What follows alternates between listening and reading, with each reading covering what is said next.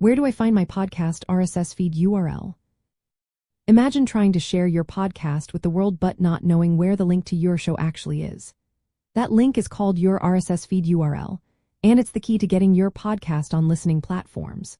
Your RSS feed URL is a special web address that holds all the details about your episodes, like titles, descriptions, artwork, and links to the audio files. It acts like a bridge between your hosting platform and directories like Apple Podcasts or Spotify.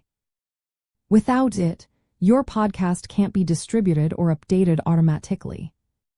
So how do you find this important URL? First, log into your podcast hosting account or dashboard. This is the place where you upload your episodes and manage your show. Once you're in, look for sections labeled Podcast Hosting, Distribution, Settings, or Feed. These sections usually contain your RSS feed link. Sometimes it's called RSS feed, podcast feed, or feed URL. Different hosting platforms have different ways of showing this link. For example, on the platform called Blubber Publisher, you log into your dashboard, go to the podcast hosting box, click Hosting Settings, and then find your feed URL under the RSS feed section. If it's not visible, check the box for Podcast Feed Only and save your settings. On Buzzsprout, after logging in, go to the Directories page and click the RSS Feed tab. You can copy your URL from there. If you use Libsyn, once logged in, go to Destinations and look for Libsyn Classic Feed or other options. For Anchor or Spotify for creators, go to Settings, then Podcast Availability, where your RSS feed URL is listed. Some Podcast users can click the gear icon, select Distribution, and see the URL displayed. If you use a WordPress site with the PowerPress plugin, the RSS feed is generated automatically.